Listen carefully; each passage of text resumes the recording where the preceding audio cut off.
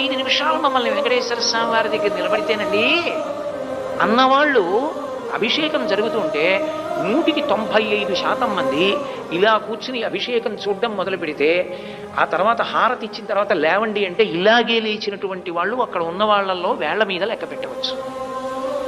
కాళ్ళు చాపుకోవడమో, లేచి నిలబడటమో, కూర్చోలేకపోవడమో, పక్క వాళ్ళు దెబ్బలాడటమో ఏదో ఒకటి. ఎందువల్ల వాడు కూర్చోలేడు పాపం. వాడికి కూర్చోకూడదని కాదు, వాడికి కూర్చోడానికి ఓపిక లేదు. ఆ సంధిబంధముల యందు శక్తి పోయింది. కూర్చున్నవాడిది వాడి గొప్ప కాదు, సంధిబంధముల యందు ఆమె శక్తిగా నిలబడింది.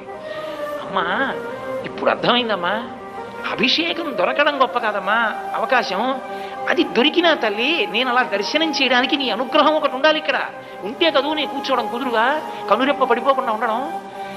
ఈ భావన నీకు కలిగిన నాడు నువ్వు నీ శక్తిని దుర్వినియోగం చెయ్యలేవు. అప్పుడు నువ్వు ఎన్ని మాటలు వెంకటాచలం వచ్చి నించున్నావన్న దాంతో